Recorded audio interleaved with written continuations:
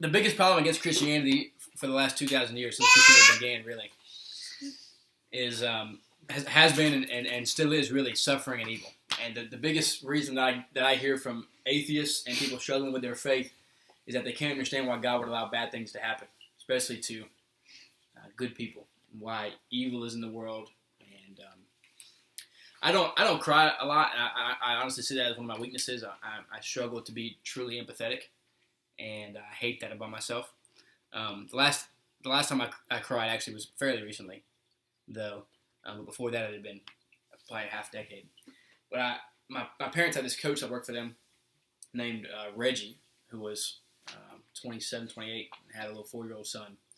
And Reggie had asthma his whole life, wasn't a big deal, just carried an inhaler with him, never was a problem. He had had a couple of attacks before, but he had an asthma attack in the middle of the night and realized that his inhaler wasn't working. And so they rushed him to the hospital, and he died on the way to the hospital with his little 4-year-old boy in the back seat watching him as he suffocated. And I went to the funeral. My dad preached it along with a couple other guys. They were real close. And this joy-filled man's funeral, and this place was packed. I don't know if I've seen a funeral that packed, at least not more than a couple. And I remember as Dad said, they're about to close the casket if anybody wants to come up and see the body before they close it. And the little boy walked up there with his mom, holding his mom's hand, and she picked him up for him to look at his dad for the last time at 4 years old. And I remember that same feeling that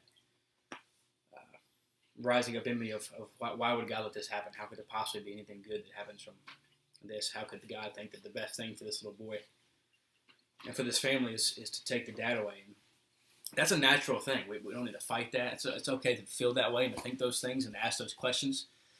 The Bible itself never ducks those questions. It faces those questions head on. It's questions that we must ask and should ask. Why does God let those things happen? How can we possibly believe and worship a God who allows such atrocities to happen in people's lives? The consequence of it being such an emotional thing, suffering is the weapon used by most vigilant atheists, the ones that want to argue against Christianity, often turn to suffering. And the reason that most atheists offer, indeed, for their atheism, if they're not believing in God, is because of suffering. That they can't picture a God being all loving and allowing these things to happen. The classic argument was posed by this guy named David Hume hundreds of years ago, and held a lot of weight in the apologetics arena for a long time, really until just about 50 years ago. And the argument went like this. If you remember how the argument set up, premise one was that an all-powerful, all-loving God would not... let me start over. Premise one was the Christian God is an all-powerful and all-loving God. Okay, so premise one, the Christian God is all-powerful and all-loving. Premise number two, an all-powerful, all-loving God would not allow or desire evil and suffering to exist. Premise three, evil and suffering do exist. Therefore, conclusion, the Christian God does not exist. To put it another way, more simply, David Hume said that you can either have a God that is all-powerful and not all-loving, and therefore doesn't want to get rid of evil, doesn't want to get rid of sin or suffering. Or you can have a God who's all-loving and just not powerful enough to get rid of suffering and evil. But you cannot have a God that is both all-loving and all-powerful and yet still have suffering and evil, because he is both loving so that he wouldn't want those things and powerful enough to get rid of them. So that argument was against Christianity for a long time and was strong for a long time, and still is in a lot of circles. It's not as much in the upper echelon of thinking because it's kind of been broken down. And the reason is, I told you when I gave you a couple of arguments for the existence of God, that all you had to do to defeat an argument was to defeat one of the premises. So we have these three premises. All you got to do is defeat one. They're like chains. You take out one, you take out the whole thing. So the three premises are the Christian God's all-loving and all-powerful. We could argue that a little bit about what that means and stuff, but we won't. Premise 3 says evil and suffering do exist, which we don't really want to argue. Premise 2 is the problem in the whole line of thinking, which shows the whole line of thinking for suffering in God, which says an all-powerful, all-loving God would not allow or desire evil and suffering to exist. So if there was an all-powerful, all-loving God, he wouldn't want suffering, and he wouldn't want evil. Now the problem with that is that's an assertion. There's no evidence of that. To say another way, someone could say, well, Renee, the Christian God is all-powerful and all-loving. And if that's true, then the Christian God wouldn't want suffering and evil. To which I could say, prove it. Based on what? You're just assuming. You're making an assumption that God wouldn't want suffering and evil. You can't prove that to be true. That's a statement of faith as much or more than any other Christian statement. The idea is that, and their idea is that if there was a reason for suffering and evil, that we as humans would see that reason. But why should we? The classic illustration was given by this guy named Alvin Plantinga in the 60s. And it's called the no-see-ums illustration. If you've hung around me for years, you've probably heard it before. But it goes like this. He says, there's these little bugs up in, I live up in the north, especially in Michigan, and they're called no-see-ums. And the reason they're called that is because they're so small that you can't see them. They're in fact smaller than gnats, so that they can fly right through the screen door and bite you anyway. So you can do nothing really to fight them. And Plantinga said this. He said, if you were to walk into your backyard and look down into your doghouse, and you didn't see a St. Bernard, you know where St. Bernard is? Seen the movie Beethoven? Large pup. If you were to look down into your doghouse and you didn't see a St. Bernard, it'd be safe to assume that there's not a St. Bernard there, right? Because if there was, you'd see it. But if you were to look down into your doghouse and not see any no-see-ums, you couldn't then assume there's no no-see-ums there. Why? Because if there were, you wouldn't see it. Now, we assume, and with this argument, they're assuming that if there is a reason for suffering and for evil, and for that boy to lose his father at the age of 4, if there's a reason for it, we assume that we would see that reason. But why can we make that assumption? What are we basing that on? We're assuming suffering is more like a St. Bernard than a no-see-um, but why should it be? The truth is that, the way Tim Keller puts it, is if God is big enough to get mad at for not stopping suffering, which is what they're doing, if he's big enough to get mad at for not stopping suffering, he must also simultaneously be big enough to have reasons for that suffering that you can't understand. The problem with this whole line of thinking of suffering and God is they're saying that God would not allow or desire suffering and evil. But that's just, how do you know that's true? How do you know that God doesn't have a reason for it? Let me give you another example. I have 3 kids. Obviously, let's say you're going to have them one day. If you think you're not, you're going to have them for anybody. That's how it always works. Let's say God sits down with you and says, all right, I'll make a deal with you. I'll make a deal that your future children never have to face anything remotely difficult. Never has to be told no. Everything comes easy to them. They're spoiled by everybody. They give them whatever they want. Would you accept that deal? Of course not, right? Because you've met those children. You know those kids that get everything they want, and they're never told no, and don't face anything remotely difficult. Those kids, there's no more miserable creature on the face of the earth, including any animal that you choose, than the child that has gotten everything you ever wanted and has never been told no. You know, in fact, that the reason you are who you are, and the reason that you have any strength inside of you is because you've gone through things that were difficult, gone through things that were tough. That for whatever reason, we tend to grow when things are hard and not when things are convenient, and when things are easy. That in order for us to get better, we have to go through some hardship. And it's good for us to be told no. It's very good for my kids to be told no. The world's going to tell them no a lot more than it tells them yes. I do the same for them. It is healthy for us to suffer. It's healthy for us to be told no, and you know that. So here's my point. If even you, in your little finite mind, and my little finite human mind, can see reasons for some suffering, then why is it such a stretch to the imagination that the God of the heavens and the Ancient of Days can see reasons for all of it? See, they can't prove that God doesn't want evil and suffering, that even an all-loving God would not desire evil and suffering. Same thing goes with like when we ask questions, which are good questions. You should ask these questions, thinking questions. Like, why would God create the tree in the garden, right? The tree of knowledge of good and evil. If he's omnipotent, right? If he's omniscient, if he knows what was going to happen, if he knew what they were going to do, why even create the tree? Why did he do that? It's good questions to ask. Questions we should ask. And we could talk about, free will and different theodicies that we wanted to, but the biggest thing that we need to talk about with these kind of questions is when I ask that question, which I've asked, when I ask that question of why would God put the tree of knowledge of good and evil in the garden if he knew what was going to happen, then what is underneath that question is my assumption, me assuming it would have been better if God wouldn't have made the tree. You understand that? So when I say, why did God put the tree there? Then what's underneath that question is the assumption that it would have been better if he wouldn't have. But how can I possibly know that? How can I possibly know that it would have been better if he wouldn't have made the tree? Maybe something far worse would have happened later. How can you know that? And even then, what do we even mean by better? What is better for us? Is it better? Would it have been better for us to always remain in Eden and never have the option of going either way? Or is this actually the best option for us? What if God knew that the only way for you to reach your ultimate joy and glory in eternity was for you to go through this exact same world here, with this exact same evil, with this exact same devil? What if God knew the only way for you and the maximum amount of people that he wanted to be with him forever was for Adam and Eve to fail in the garden and for you to be going through the suffering and pain that you're going through today? What if God knew the only way for you to get there was to go through this exact world? Then that's the world he'd push you through. I'm not saying that's the case, but what if it is? We make these assumptions when we ask these big questions, like why did God do it this way, or why did he do it this way? And again, good questions to ask. But underneath all those questions is the assumption that it would have been better if God would have done it differently. But we can't possibly know those things. We can't possibly know it would have been better if God wouldn't have created the tree.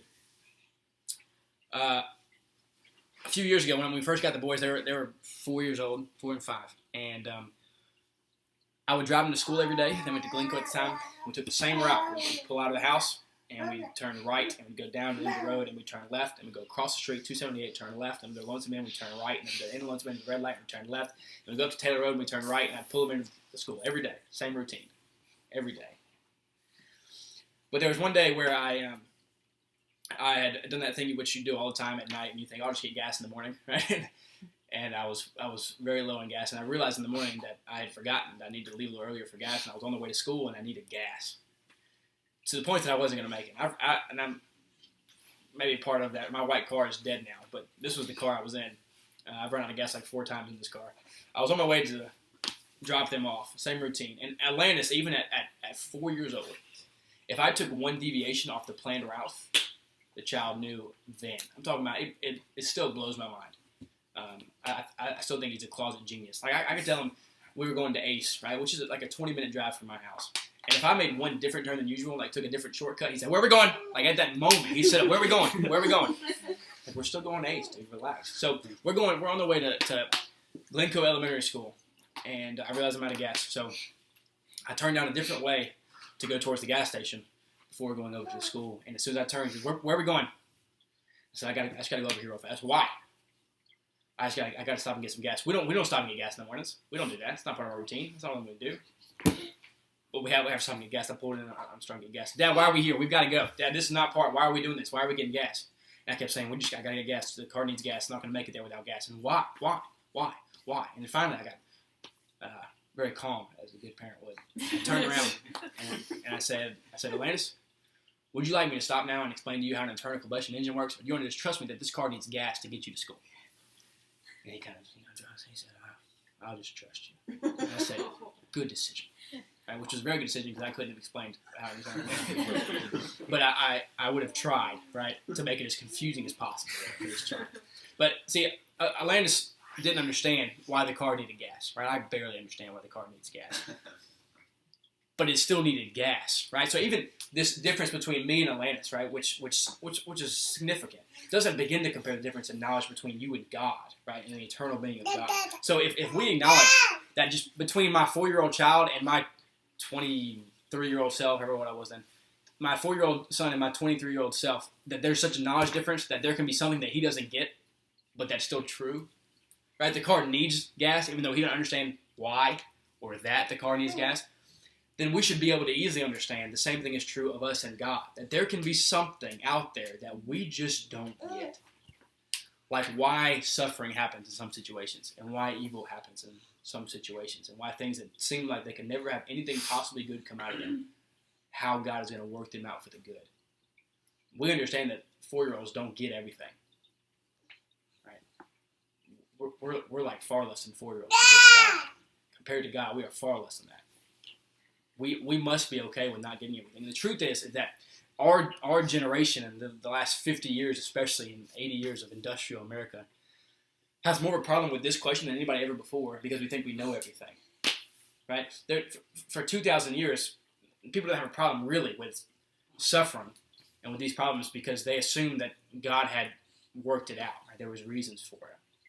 But now we feel like we know it all. And so we're not okay with giving God something that we can't have, some level of knowledge that is not capable of us or that we're not capable of. It's really a pretty recent problem, at least to be this big of a problem, is we feel so entitled to know everything, and we just don't. We must be able to let God be big enough to understand things that we don't. Again, if God is big enough to have to get mad at for not stopping the suffering and evil, that's a big God. If you can get mad at somebody for not stopping everything bad that happens in the world, if that God's big enough for that, he must also be big enough to have reasons for that suffering, and even for that evil, that you don't understand. The alternative to creation, right? Either you were created by God, and you are here made in the image of God, and you are valuable because of him, and you have this moral law inside of you that tells you right and wrong. Either that's true, or what's true is at least is some form of Darwinism, some form of the strong survive, some form of just nature. You're just trying to survive. Either the main driving force inside of you is a divine image, divine morality, or the main thing inside of you is the desire to survive by whatever means possible. Those are your two options. Now, the truth is that if what's inside of you, if the main driving force is survival, then suffering wouldn't bother you, right? And you hear about the Holocaust and you say, well, Hitler was stronger, right? I'm stronger, I'm still here, and they're not. People in Africa are starving to death, and that's not a big deal. I must be the stronger one. Good for me. I get to keep living, right? Suffering would be just a part of the world that you're okay with. The truth is that the fact that suffering bothers you like it does, the fact that suffering wrenches your soul out like it does, is in fact proof for God, not against God. It's actually an argument for God, not against God. Because if there was no God, suffering wouldn't bother you. The only thing suffering could do the bad to you is make you think, well, I hope I don't have to face that. That'd be it. But it's more than that. You have this desire for something better than suffering, knowing deep down inside of you something knows that you were made for a place that is not filled with suffering and not like this world. C.S. Lewis said, if you find yourself a desire that this world cannot satisfy, it must mean that you were made for another world. You know that suffering isn't right. And the fact that you know that is actually an argument for God. Because if there was no God, then suffering wouldn't hurt you like it does. It wouldn't feel as wrong, which gets back to that moral argument stuff. For most of history, I'm reading a book right now, and the first 4 chapters of the book, I mentioned this last night at our small group, have been all about how Christians have been known as people who suffer and die well, who are good at suffering. That people being converted throughout the centuries of Christianity, that many were converted because they watched a Christian suffer so well. And they realized that there must be something real in our suffering. We should be a people as Christians that suffer very, very well. Being a people that follows the chief sufferer in Christ, that we watch him on his way to the cross, and should not be surprised if we head our own way to our own of some sort. We follow the one that suffers.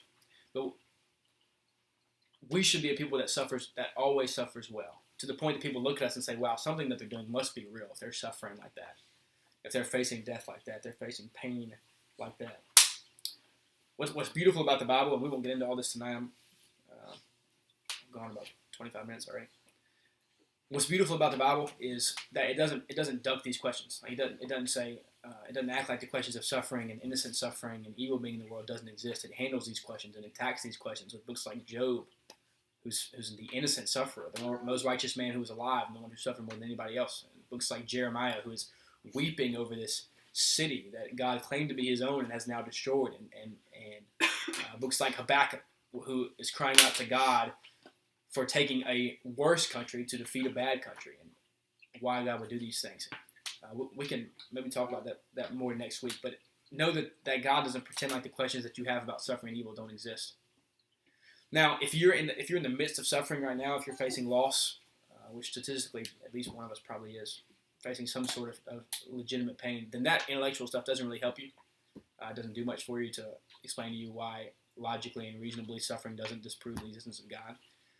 But I do want to tell you this without getting into a whole dissertation, that Christianity offers you more as a sufferer than any other worldview ever has. More than atheism, more than Buddhism, more than Hinduism, more than Islam. It offers you more in your suffering than anything else ever has, if for no other reason than because our God is the only God who has ever suffered. Edward Shilton wrote a poem called Jesus of the Scars, and he said, to our wounds, only a God's wounds can speak, and not a God has wounds but you alone. We'll talk about it more next time. Any questions, thoughts, comments, statements, remarks, disagreements, debates, etc.? Anything you want to add to it, take away from it? Good stuff. For Austin praise. All right, Austin, go ahead.